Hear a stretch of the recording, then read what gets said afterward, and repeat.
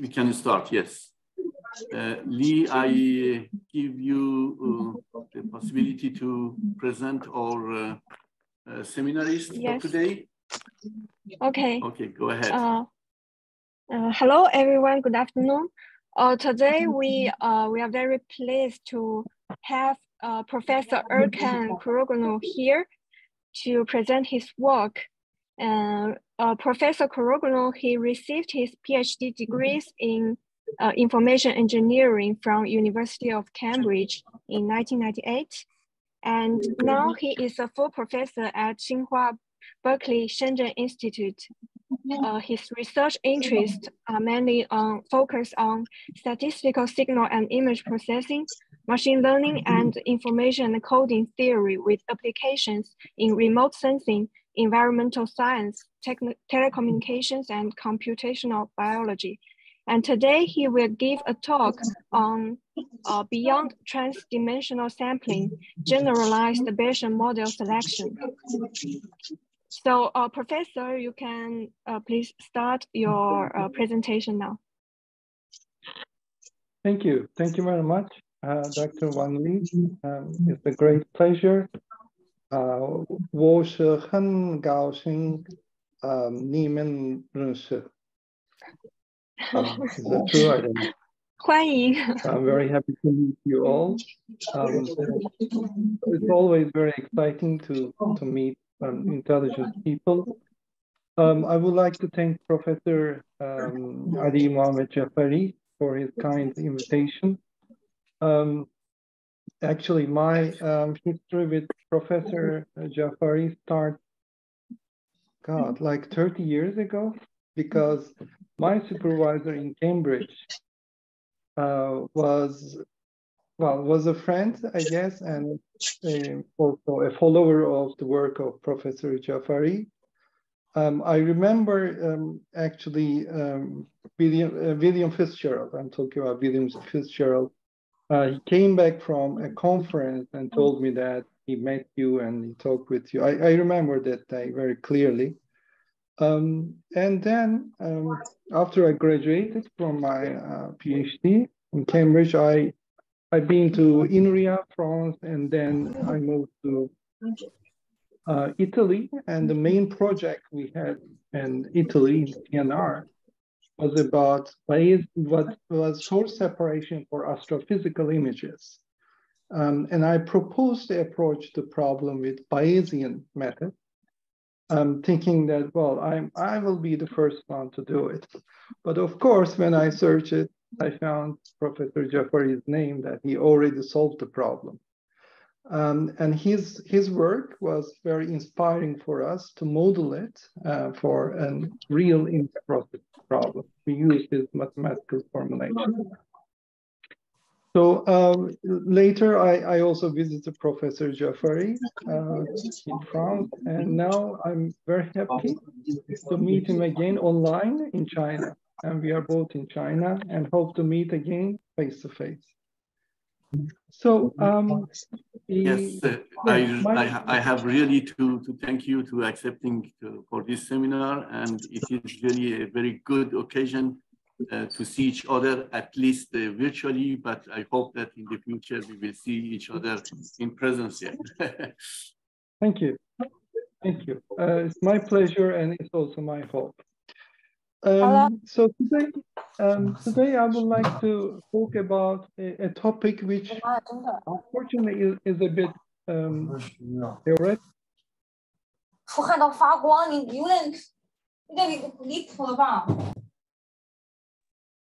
Sorry, could you mute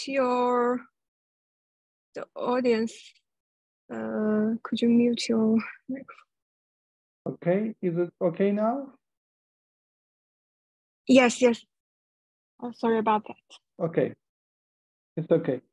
So yeah, today my topic might seem a bit theoretical, but I hope it can inspire some ideas for application in multiphysics problems as well. So this was a work done in collaboration with my old-time friend, Professor Mustafa Altınkaya. and also our joint PhD student, Oktay Karakuş, who himself now, I should have changed it, he recently started his assistant professorship position in University of Cardiff. So he was a postdoc in Bristol and recently completed it, and he moved to Cardiff.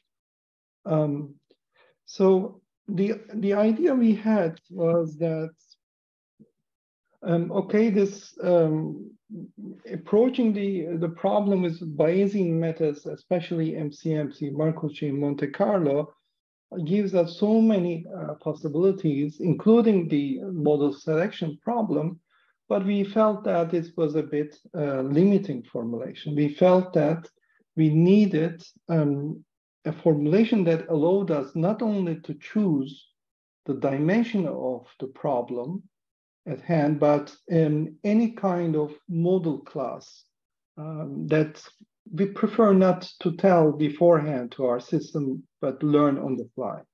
Okay?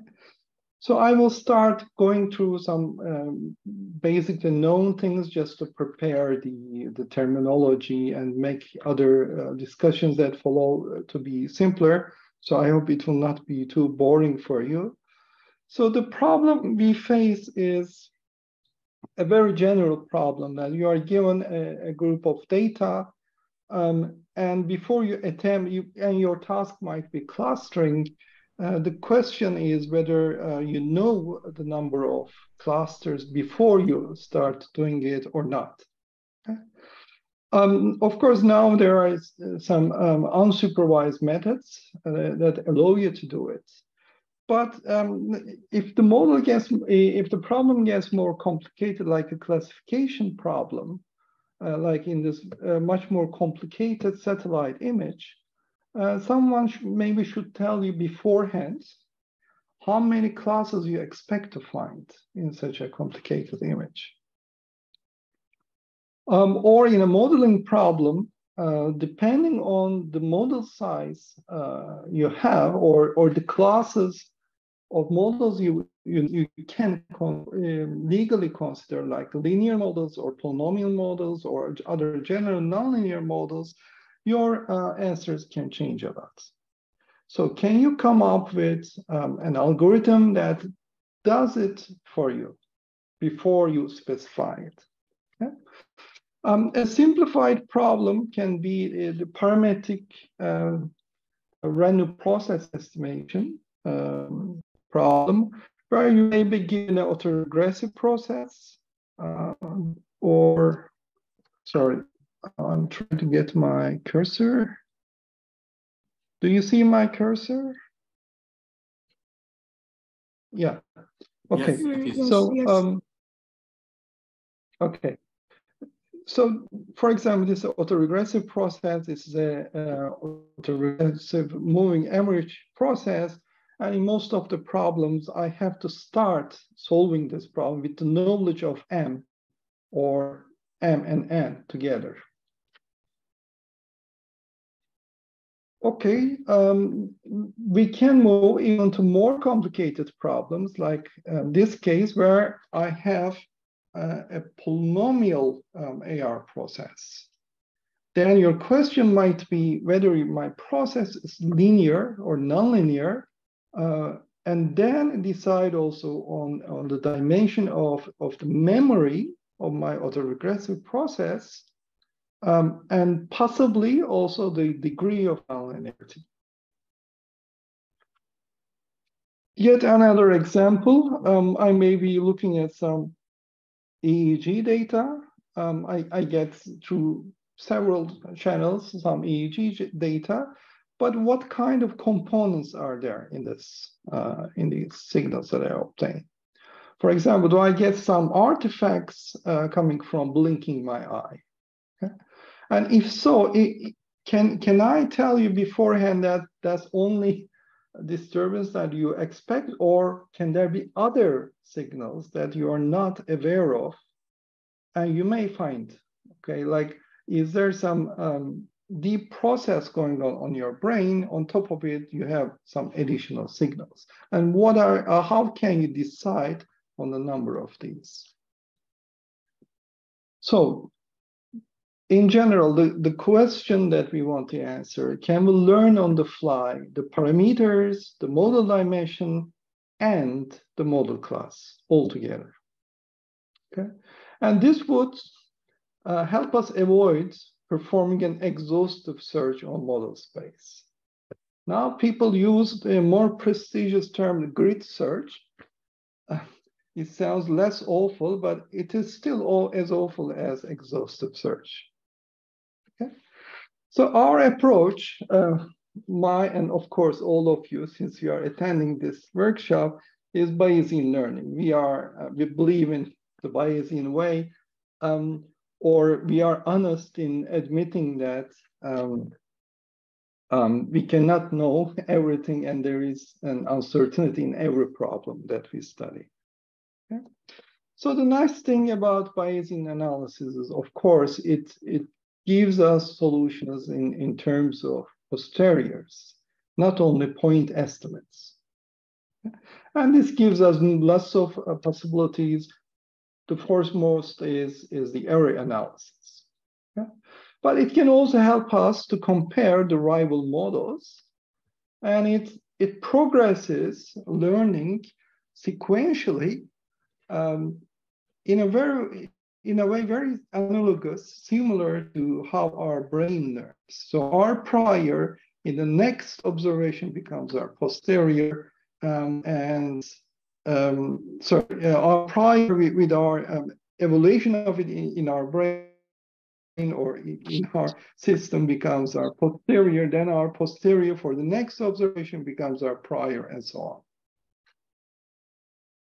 The problem here generally is that the Bayesian problems involve analytically intractable integrals, especially for hierarchical models, and the analytical solutions can be difficult unless you believe in a complete Gaussian world. Okay? I'm a non-Gaussian as much as I'm a Bayesian. That was my PhD thesis on. So I generally find myself in front of very difficult integrations. The way around this problem is, of course, the sampling approach. And we hope to be able to generate some samples which approximate our posterior, and the histogram of it would approximate our real posterior.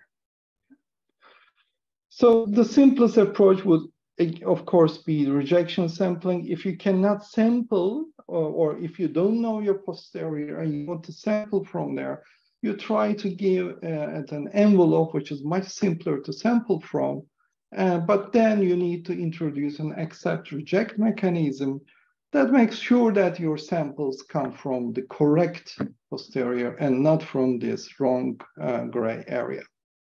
Okay.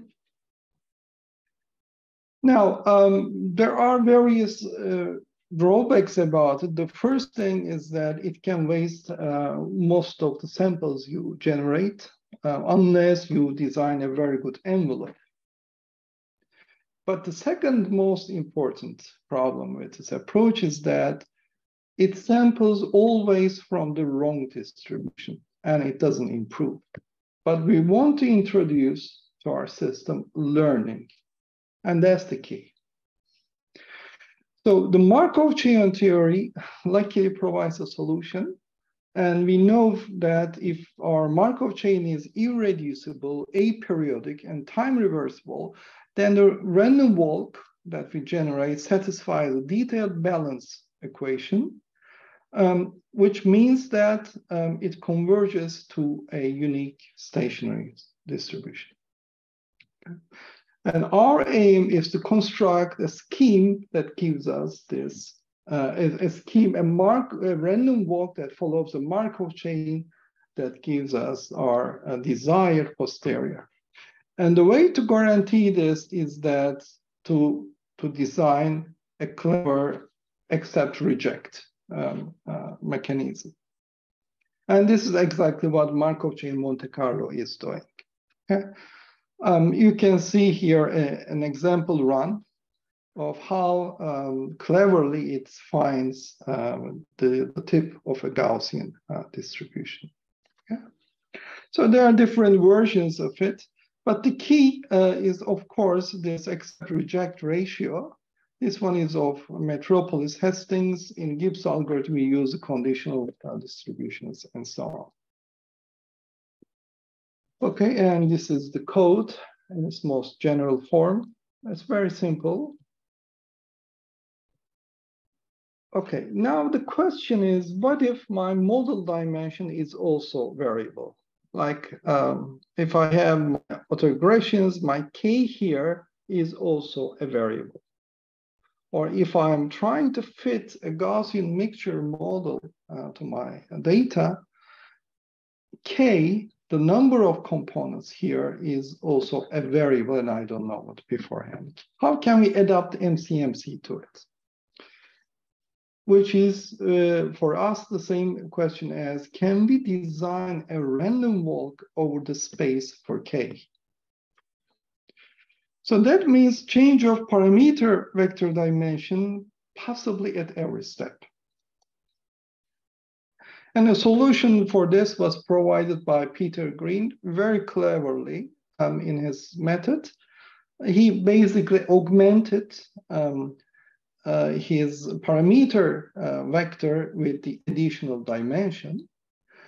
But he also did something, a trick which was very, very clever, that he did dimension matching. So every time my sample, my Markov chain moved from one dimension to the other, he creates a random, a dummy variable, a random variable, which compensates for the missing dimension. Okay, so how does my accept-reject ratio change? Basically, I have my old ones, there's likelihood ratio and the prior ratio together, which give me the posterior ratio. Then there's a proposal ratio, which is now a bit modified due to my across dimension move. But then there's also a very important factor, which is a Jacobian. Okay? So to show it on a very simple example, let's say I have a parameter, just one parameter, okay? And I may need to move a space of 2 dimensions, 2 parameters, okay? So now to match the dimensions of these 2 spaces, I need to introduce a dummy variable, which is U, generated from some random distribution. And then I define my birth and death moves using this dummy variable. Okay, so my theta1 can be theta plus U, theta2 can be theta minus U. And then I can solve it for theta and U. Of course, when I do a death move and move back from 2 dimensions to a single dimension, this U doesn't have a meaning anymore, so I throw it away, basically. So my acceptance probability becomes like this. The first one is the likelihood ratio, then the prior ratio, then my proposal ratio. Okay, so here you should be careful not to forget this Q factor, taking care of your dummy variable, and then there's the Jacobian.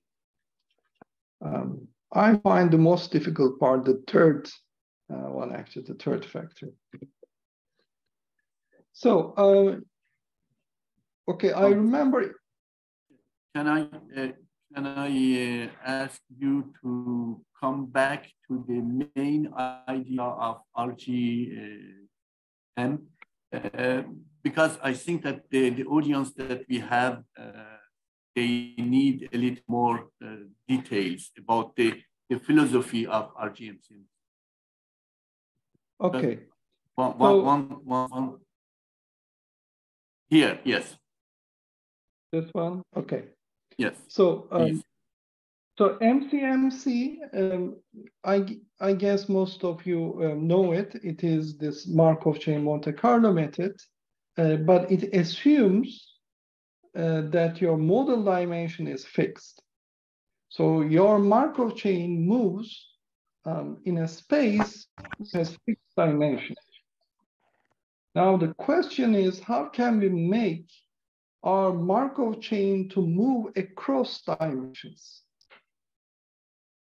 So this is a very challenging problem. I mean, we are moving from a single parameter to two parameters. So how can you define your Markov chain on this? Your transition probabilities and so. We haven't studied these really in school when we studied Markov chains. So the ingenuity of Peter Green was that he said, okay, if there is not this, I need to go to a bigger space, but I know how to move in a space with a fixed dimension. So I will compensate by introducing a dummy variable in my original space, which had dimension only 1. Okay, so I have my original variable and a dummy variable, which has no meaning. Okay, and from these two, I can move to my naive space, which is really of dimension 2. And this move, I can write it mathematically in an acceptable way. We know how to do it. Okay? So this demonstration was like that. I mean, you can consider like this circle, a state space of dimension of model dimension only 1, the second of model dimension 2.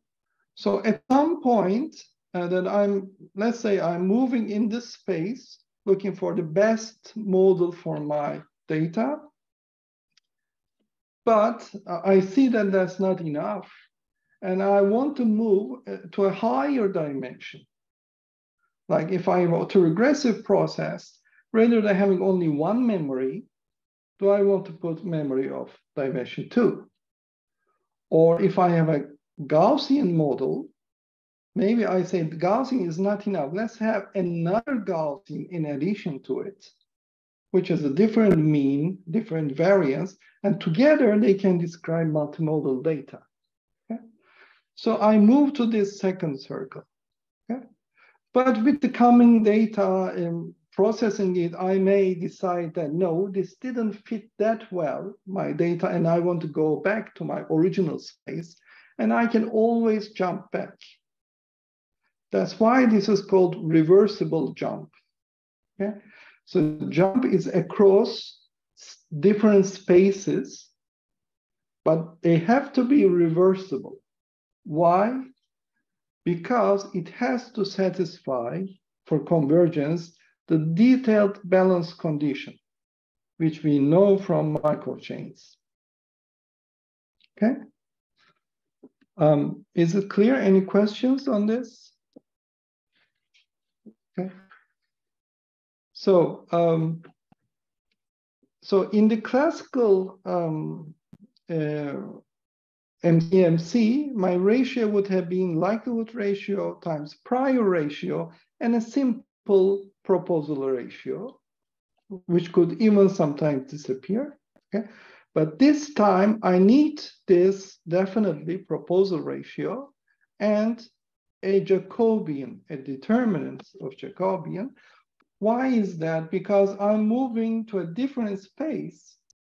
I need to make sure that the tiny bits, the dx, dy there corresponds to the same probability in my original space. So even though I changed my variables, I should make sure that a little box of probability in my original space with my transformation in the naive space should correspond to the same amount of probability. Okay, so here was the demonstration, very simple, from 1 dimension to 2 dimensions. Okay. So I generate a random dummy variable, which has no meaning, just to match the dimensions. I'm doing dimension matching here. Okay. And then I define my birth move based on my old variable, adding a random variable on top of, or subtracting, so that I have now diversity. Instead of running on a single line, x-axis, now I can consider solution on an xy plane.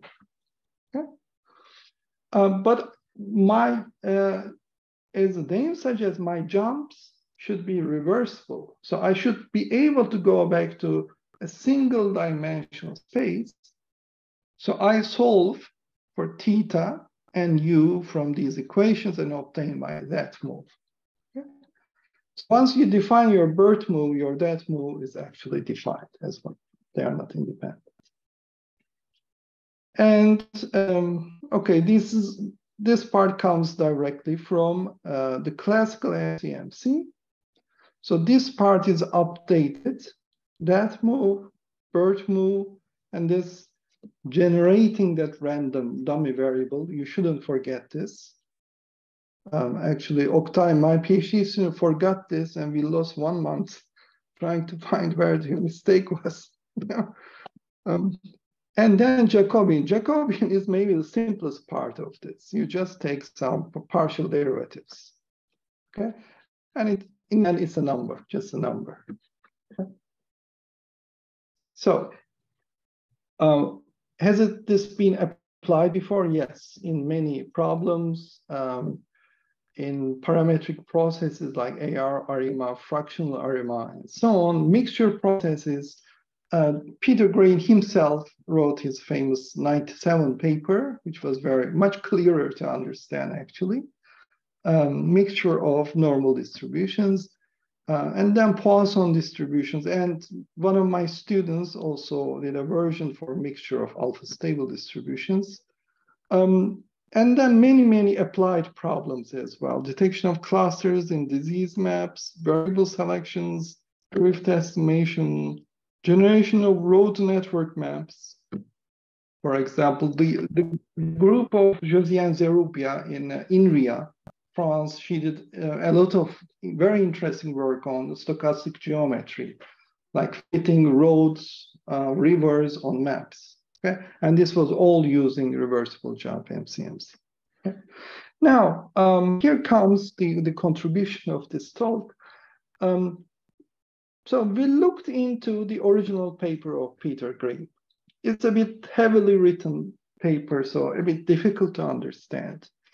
But what we noticed supported our suspicion that he proposed something much more general than model dimension estimation. This is his detailed balance equations. Okay? And here you see nothing about the model dimension. So basically, if you moved from a space A to another space B, these conditions, equations satisfy for any A and B, given that they are all Borel sets, satisfying the very basic requirements for that we know from set theory, okay? And nothing special. Okay? So then we said, why don't we use this for something more general? And when we started this work, we thought we would have to work lots of theoretical work to expand his theory, but the theory was there. So the next thing we did, can we design a sort of trans-class reversible jump MCMs rather than trans-dimension? Okay. So why should model selection be limited only to dimension selection? We can do something more general than this. So the version we designed, this one, trans-class reversible jump MCMC, allowed us to jump not only between dimensions, but between different classes of models. So we started first with linear and nonlinear systems. Okay, so you are given a process you don't know. Let me directly go into that. Here is a graph to explain. Okay, this is how MCMC works. In a limited dimension, fixed dimension, you make your moves. Okay, this is how reversible jump MCMC works. It moves between different dimensions, but the trans-class reversible jump MCMC can move between different model classes. For example, between linear and nonlinear models. Okay. So basically, we construct a reversible jump MCMC, which we take the classical reversible jump MCMC for a linear autoregressive process or autoregressive moving average process, but let it move to a quadratic process if it wants to. And then we generalize it for any order of nonlinearity. Okay? So in effect, we are doing a full estimation of a polynomial autoregressive moving average process. It looks a bit complicated, but this is the constant term. Okay, this is the autoregressive. Yeah, this is a linear autoregressive part, the quadratic autoregressive part, cubic part, and so on, p-th order, up to p-th order. And then this is the moving average part of the epsilon, the random part. Okay, so can we estimate all these parameters? Okay. So we had to define these moves between linear and quadratic, quadratic to cubic, and so on. So for this, choose an reversible jump MCMC move. Do you stay where you are, or do you do a BERT move or that move, or stay in the same model dimension, model class? And that's what Oktay calls applied life move. And then we apply a decision process with accept reject ratios and so on. So these are our results for a system of dimension 2, 3, and 1. So what are these? The second one, 3, so this is a cubic system with autoregressive memory 2 and moving average memory of 1. Okay? And you see that for 84% of the time, we could estimate it correctly. Okay? And here, this is the worst case we found among our simulations. In this one, we got like 57% success. And the rival model got 29% success. Okay, and in this one, this is actually a linear one, linear with memory 3 and no moving average memory. Okay, so this is a AR process, AR3 process, basically. Okay. So, okay, then we extended this work. How much time do I? Okay, extended this work to Volterra system identification. Okay, so this is a polynomial approximation of a nonlinear system, and an open problem is to guess beforehand the dimension of your nonlinearity. So we applied again reversible jump MCMC, the interclass version, transclass version. Let me show you the results. We did several simulations, adding noise, bit noise in the input, at the output, and all the different possibilities. And you can see that, again, our success is between 55% to 75%. Okay. So this is a nonlinearity degree. This was a quadratic one. This was a cubic one. Okay. And this is the memory size. So how much memory do we have in your filter, FIR filter? Okay. So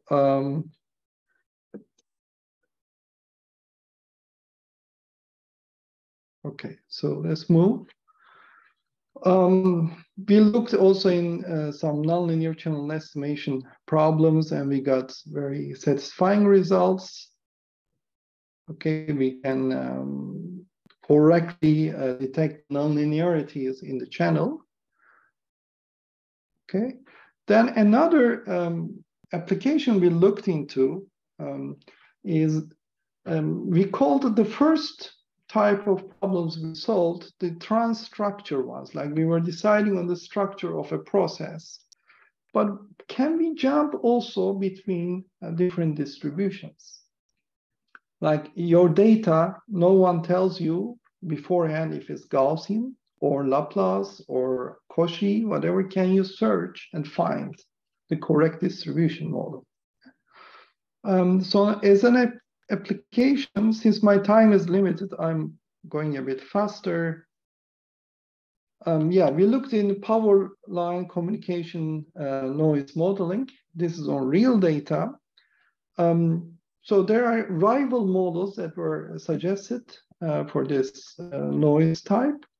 And we put all these rival models like student t-distribution, generalized Gaussian, symmetrical alpha stable distribution as possibilities for our algorithm, and led it to be able to jump between different distributions. And okay, so let me show you, yeah. For different types of power line communication systems, like indoors or outdoors and so on, mostly we found a symmetric alpha stable model. And we estimated also the parameters of the distribution, alpha and gamma. Okay. Then we moved to looking into discrete digital images. And their discrete wavelet transform coefficients. Again, for this problem, several rival models were suggested and everyone defending their models. And we said, okay, let's put all of these together and let's see what our model tells us.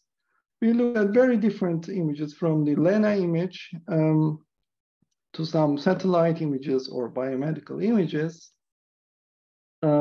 And as you can see, most of the time, again, symmetric alpha stable, but sometimes generalized Gaussian, and sometimes student T models were found. Depending also on the dimensions, interestingly. I mean, the direction is X direction or the Y direction or diagonal, interestingly. Okay. Okay, then we looked into synthetic aperture radar. In this case, we gave 5 different rival models. Let me show you the results.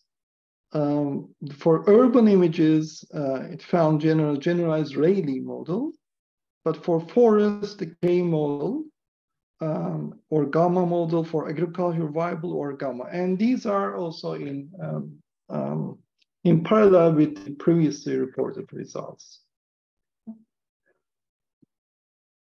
Okay, more results here. Then ultrasound images, again, the same story. For tissue images, we found generalized Rayleigh. For the blood, we found the K distribution. Okay, and in each case, our model, the Bayesian learner, tells us not only the class of it, but also the parameters. And you can possibly study with the doctor, with medical experts, to give some meanings, also these parameters, alpha, gamma, and so on. Okay, the final application I will mention due to the limited time is deep neural networks. You know, it is now everywhere. Some of it is, I mean, most of it is, of course, very much justified, very, very impressive results. But coming from more mathematical backgrounds, you would agree that we are also a bit upset the way it is posed, the problems are posed, because it has several issues. Okay, first of all, they are deterministic systems and non-probabilistic formulation, which means there's no generalization. And very possibly you do overfitting of the data, and the indicators are so few. I mean, the only way you can approach it is that you get more and more data, try them in different batches, and try to make sense of these, the statistics of these. But this is not an economical approach. Okay, this is not how we worked for decades with data. Okay, we want to give some probabilistic meanings and do generalizations based on these statistical probabilistic intuitions. Okay, one important problem is lack of robustness to noise. Okay, and there's no means of doing meaningful error analysis. Another important problem, and this is being told to me by my friends, classmates from university who are now practitioners in the industry. They are not academics. They have to make the real systems work every day. They say that their biggest problem is to put these deep learners on mobile phone, edge devices, because there's an explosion of number of parameters, extremely high computation complexity, especially for training, no a priori methods to choose optimal number of nodes, number of branches, number of layers, and so on. Okay? Here's an example of VGG 18. This is like more than 100 million parameters. The VGG 19, I think the new version has approaching 1 billion parameters. Okay? So that's too much. That's not something we can physically work with. So the question, as you can imagine in this talk, how can I estimate parameters beforehand? Okay. So can I look at my data and tell you, okay, you need only 5 layers or 2 layers, and you need 16 nodes, so many branches, and so on. Okay. So we tried to model this in a Bayesian reversible jump formulation, but due to the high dimensionality of the problem, other than getting the posterior, we tried to arrive at the optimal numbers. And for that, we used a method which is based on MCMC, that simulated annealing. Okay. We propose a simulated annealing with reversible jump in it. So what is the difference? Simulated annealing basically does a series of Markov chain runs called metropolis loops, okay, with accept-reject ratios. Okay? And between every run, it changes one parameter that makes the acceptance more difficult. Okay? So there are 2 differences from MCMC here. One is that simulated annealing tells you your proposal distribution. It is a Boltzmann statistics because it comes from the state physics. However, now we know that we can replace it. Okay, you can even replace it with Cauchy rather than Boltzmann statistics. Okay? I have a student who worked with this and got very good results, and there are even convergence proofs for that. Second important difference is that in Markov chain Monte Carlo, you have a single Markov chain.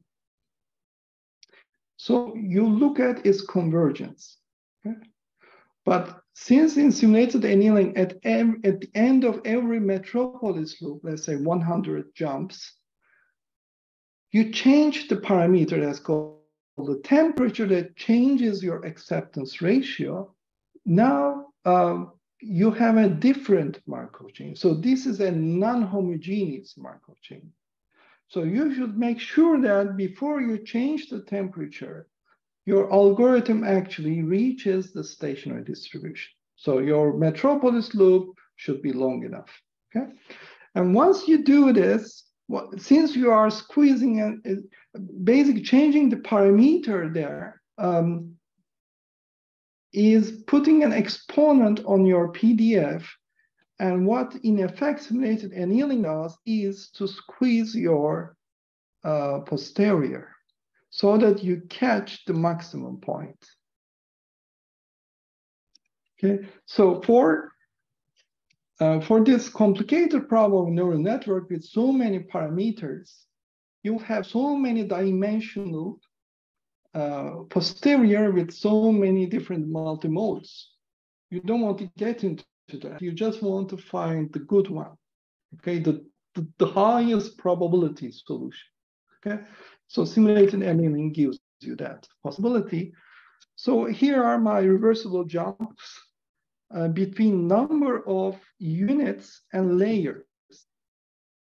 So how many layers do I have and how many nodes do I have in my network? So this is a 3D image, actually. You can see that it moves from time to time, only x-axis, only y-axis, or between them. Okay, so okay, so if we look at only one dimensions, so this is the number of nodes, top one, and here the number of layers, how it has changed. So it went up to dimension 5 layers, then somehow it settled for 1 only, or 2, okay? And the number of nodes, these are all different layers.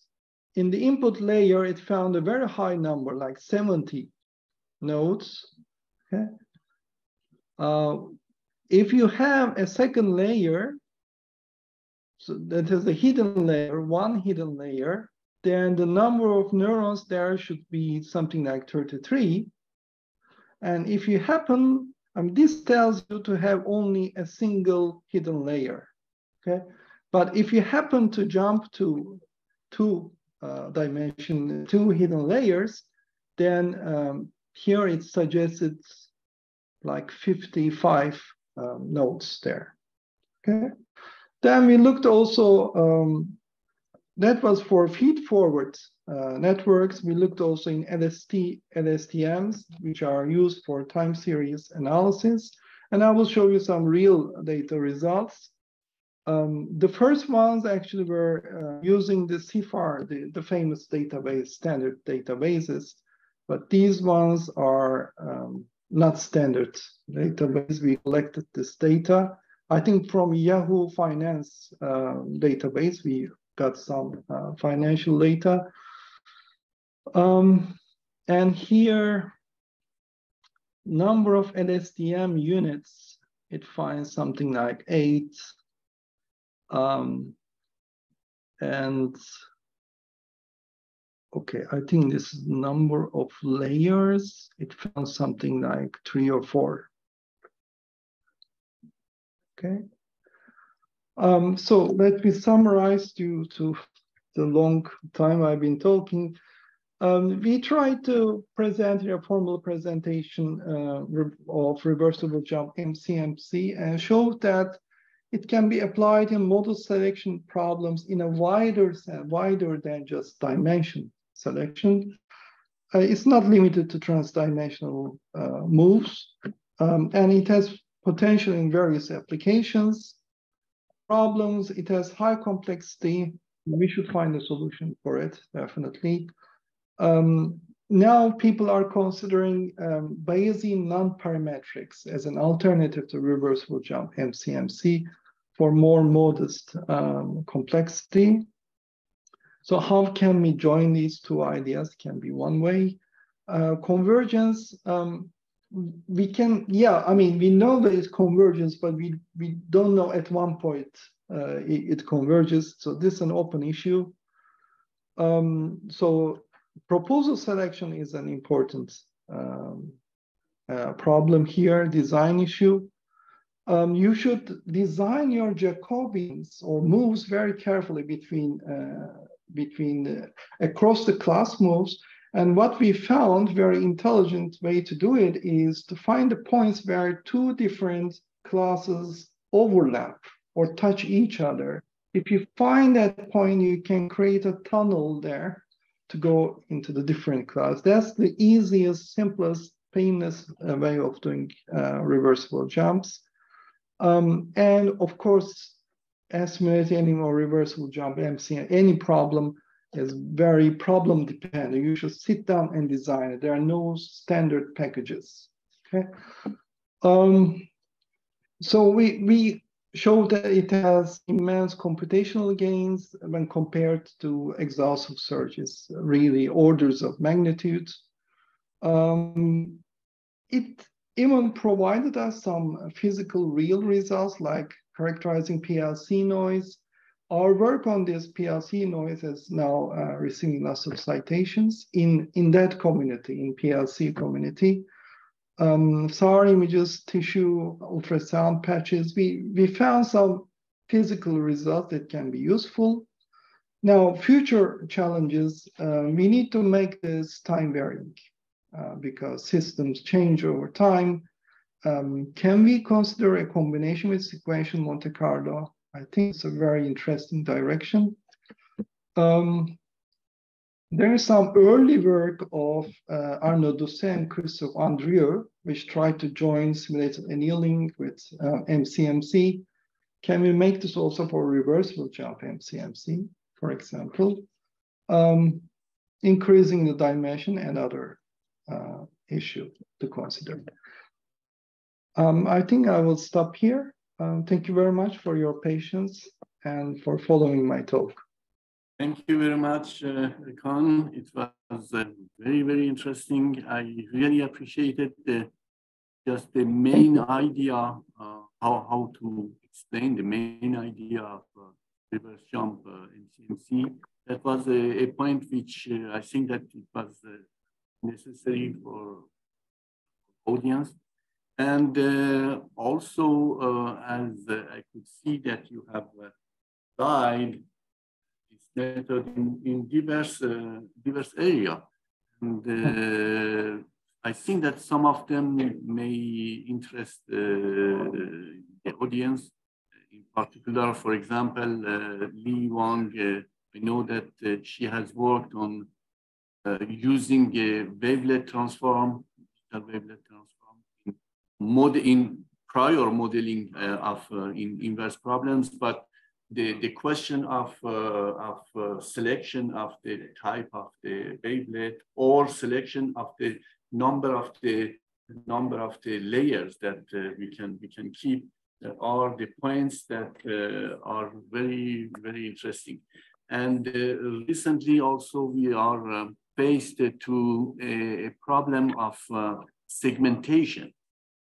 Segmentation by classification of the pixel values for infrared images. And I think one of the questions exactly that we have now is if we use a mixture of Gaussian model, for example, for the pixel distribution of an infrared image, how to choose the number of classes, for example.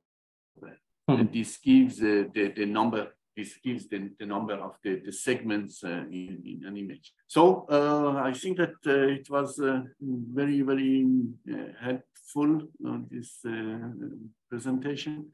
Let me ask Lee, can you put your microphone and yes. ask if you have any questions yourself? Yes.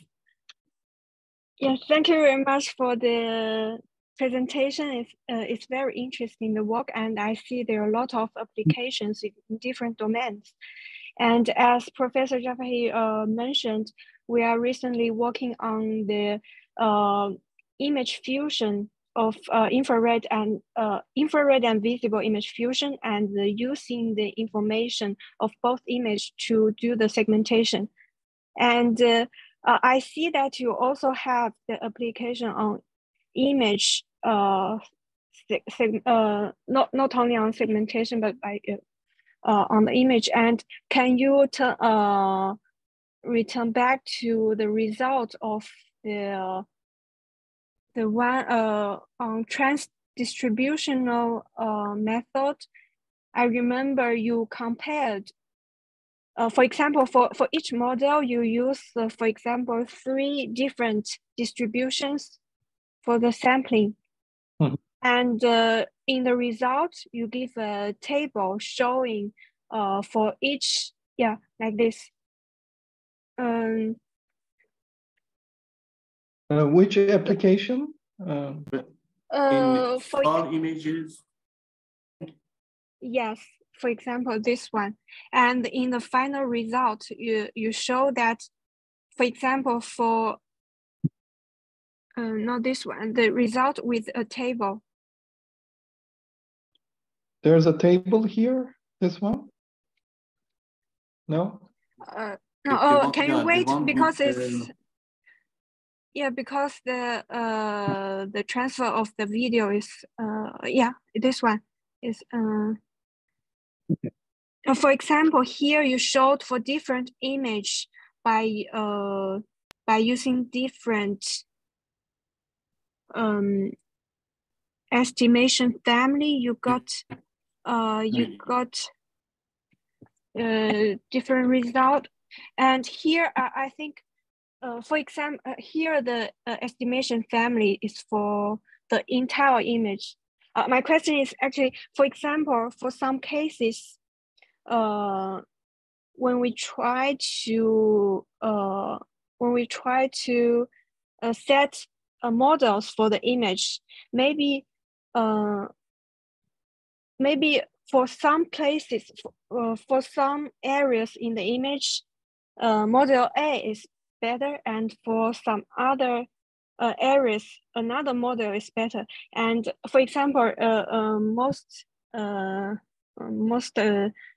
a case that we met is, for example, for the homogeneous areas of the image, maybe a Gaussian distribution works quite good, and for the contour areas, another distribution, maybe a heavy tail distribution works better. And for such case, can this trans-distributional or trans-sampling method take into consideration these problems? My student Oktay, Dr. Karakuş, he actually obtained a result for a very big SAR image, and dividing into smaller patches, like 32 by 32 pixels, and estimating in each one. And based on that, he did actually a segmentation work. What he did was more using one of the models and searching for which parameter fits best. So from that, getting an idea, but of course, you can put the different classes as rivals as well. For an urban image, of course, you find these generalized Rayleigh behavior, but then when it touches the rural area or agricultural areas, then things will start to change. Yes. Yeah, sure. So you mean by dividing the images into small pieces, and by using this method, maybe it will use for different areas, for different pieces of the image, it will use different estimation families. Yes. Did I understand correctly? Yeah. Okay. Yeah, indeed. Okay, thank you very much. Thinking of it, an interesting application can be to use this for biomedical images and make these shifts not isolated, but moving windows. Okay. And I wouldn't be surprised if, like, your window catches a tumor cell maybe you will see the change of the class of the model. So rather than, I don't know, a K distribution, maybe you will find a gamma distribution at the cancer location. And this can be actually a detection method for tumors, lesions, or other things that are not obvious to the eye. Okay, thank you. Thank you very much. And another question is, as also Professor Jaffe mentioned, we are doing segmentation, and it's very interesting. I think we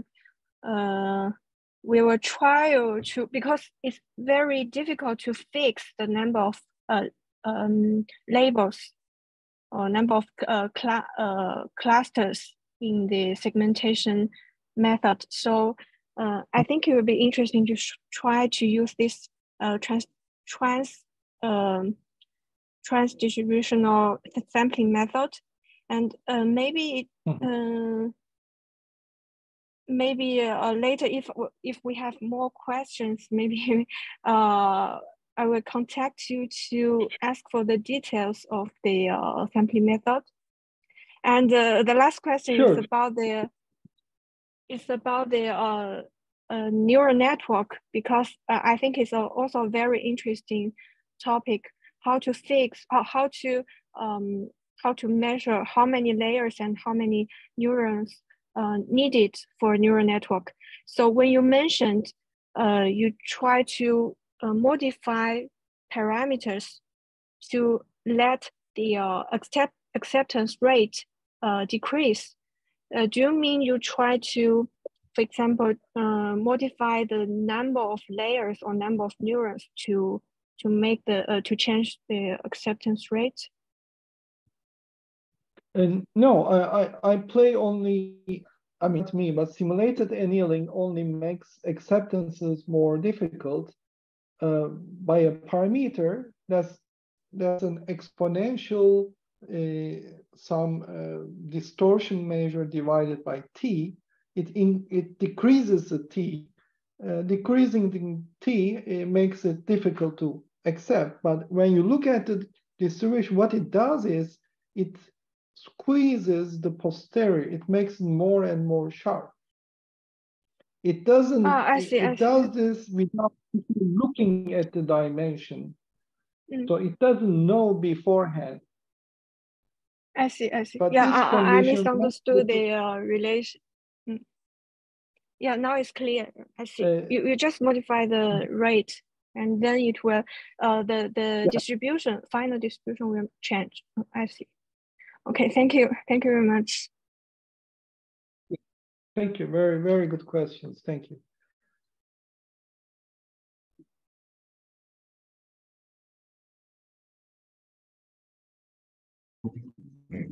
It's good. Do better. It Ercan. We have many people in the room, so we can see lots of students listening your transition. We are really appreciating your transition. It's very nice talk. And my question is because as we know, we have also non-parametric method which can deal with the dimensional parameter selection problem. For example, we can use some Dirichlet distribution to model the model parameter. So then we can formulate in the Bayesian non-parametric Bayesian framework. We can solve it. This is the framework, and very interesting. You also propose a framework based on this MSMC and you treat this parameter as in error space. It constructs the iteration between different spaces. So I just want to know, can you give some comments on these two framework to solve the same problem? Yeah.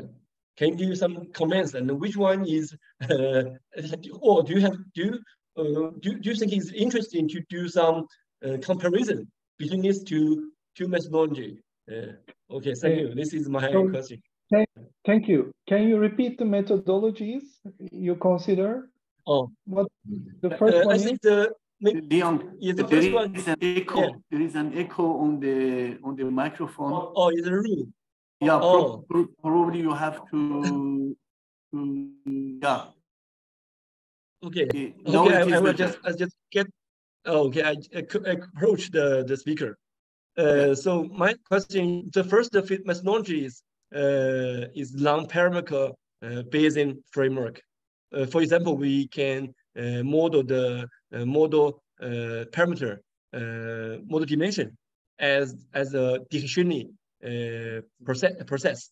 Then we can construct the non-parametric Bayesian framework to solve this framework by some, for example, by the variable Bayesian or EM method. So I think this framework is well known in Bayesian academic domain.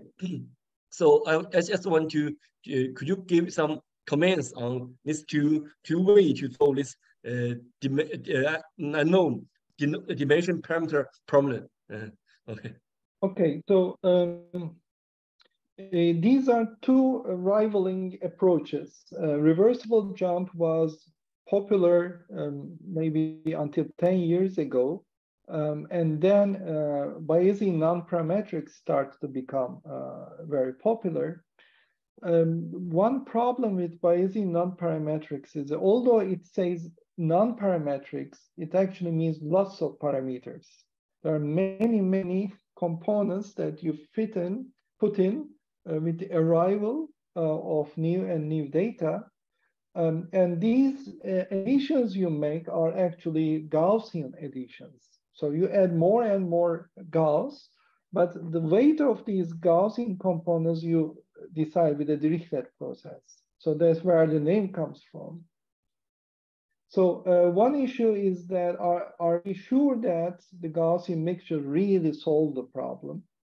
Or can you have the problems that where these Gaussian components are not really good enough, or how should I say, precise enough to describe your data? So that is my one concern. And it also requires, again, high computational complexity. So it doesn't really liberate us from the complexity of reversible jump MCMC. My feeling is that you should decide it based on your problem. If your problem admits such a multi-component Gaussian data model, yeah, then I think it's a good option, Bayesian non-parametrics. And you can develop your code very modular way because of the way it is.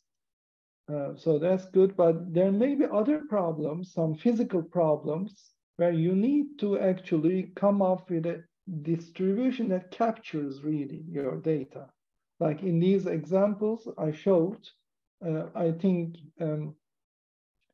a Bayesian non-parametric wouldn't have been able to give you a clear answer.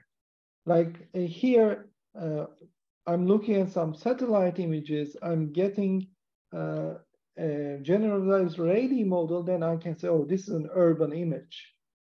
Okay, because the number of parameters is much limited.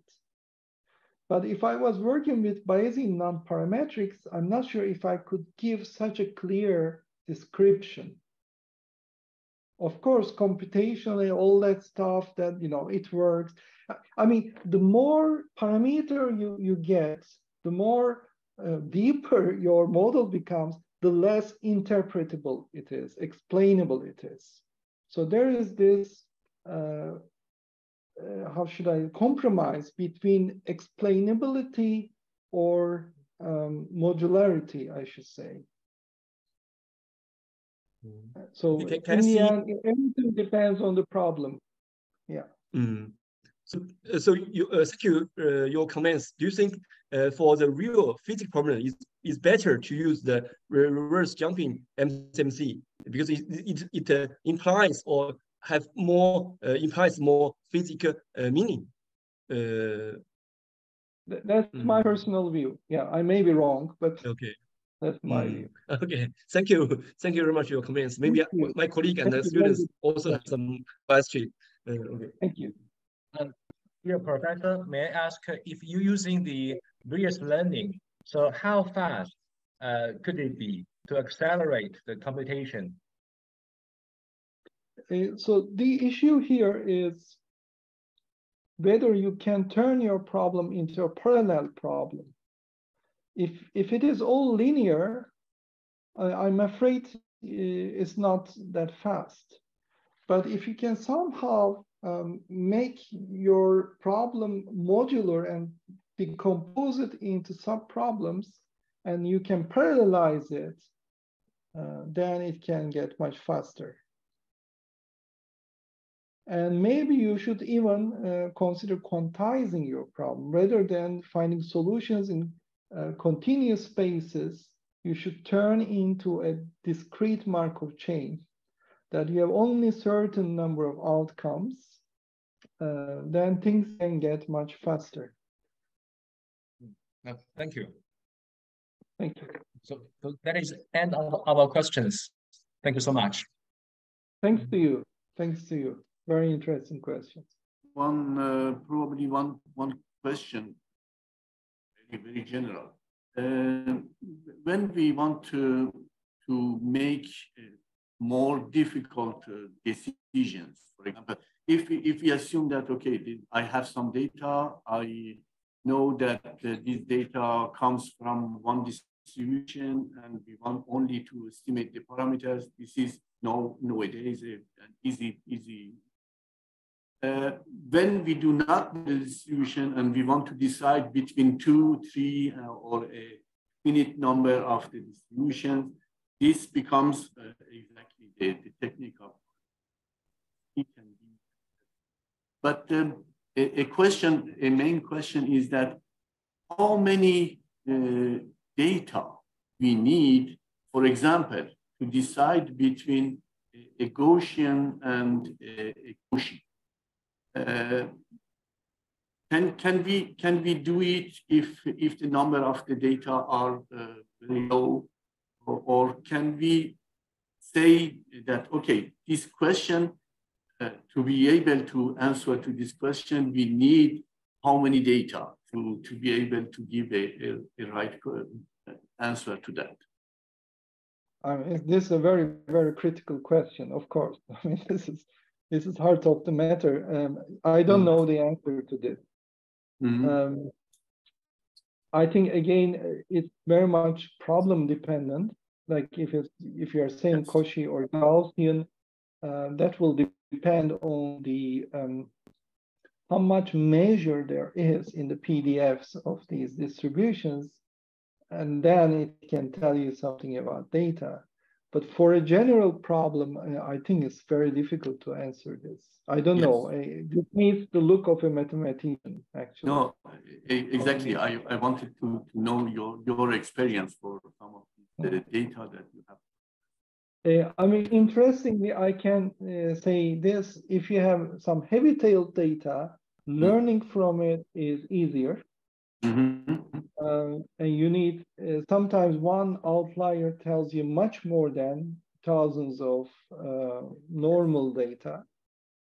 But this is also something to be expected from the maximum entropy theorems that, you know, Gaussian is a maximum entropy distribution for known mean and variance. So that also tells you that it has the most ambiguity. So, thank you very much. Yeah. Thank you. Thank you very much, Ercan. We had really very good, very nice presentation. I think that in some of the ideas we may use, for example, for deciding number of classes, number of mixture elements.